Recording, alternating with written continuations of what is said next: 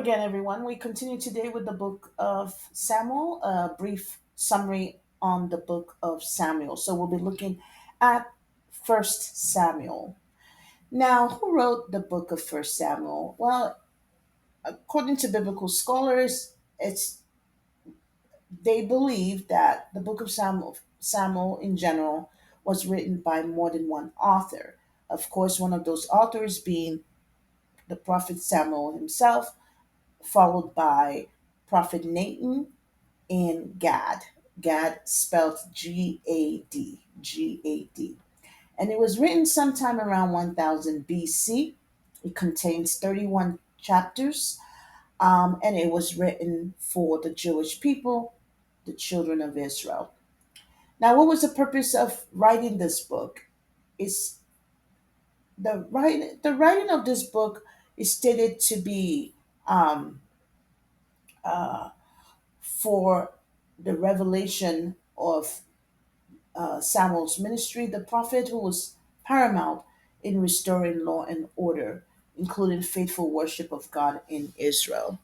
So, pretty much, the purpose for writing this book was to reveal the ministry of Samuel, um, and how crucial he was at this time, um, in the lives of the children of Israel.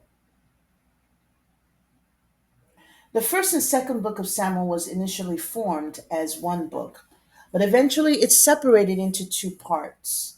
The first book of Samuel highlights the history of Israel in the land of Canaan as the Israelites transitioned from being ruled by judges to becoming a united nation under a monarchical system, a monarchy.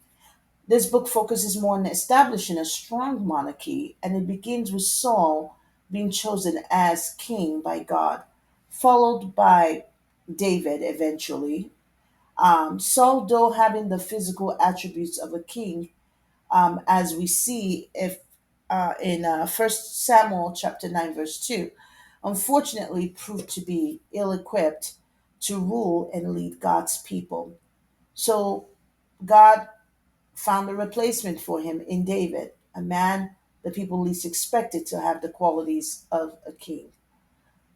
In 1 Samuel chapter 16, verse 7, it states, and I'm reading from the English Standard Version, but the Lord said to Samuel, do not look on his appearance or on the height of his stature, because I have rejected him.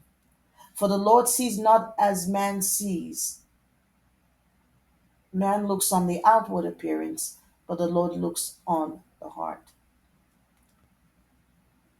So this was spoken at a time by God when Saul had already offended the Lord, and God now was speaking to Samuel about choosing the next king, who was David, really a young lad, a teenager at the time. Samuel was the first child of Hannah and born to, so this is just a little bit about Samuel the prophet. He was the first child of Hannah and born to Elkanah, a Levite of the family of the Korahites.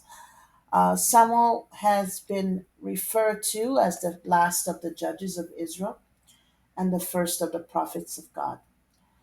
Um, in Acts 3:24 it states, and all the prophets who have spoken from Samuel and those who came after him also proclaimed these days.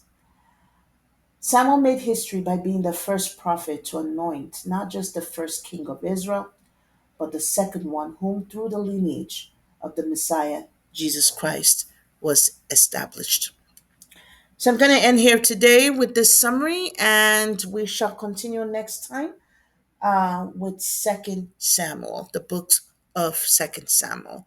Until then, God bless you and take care.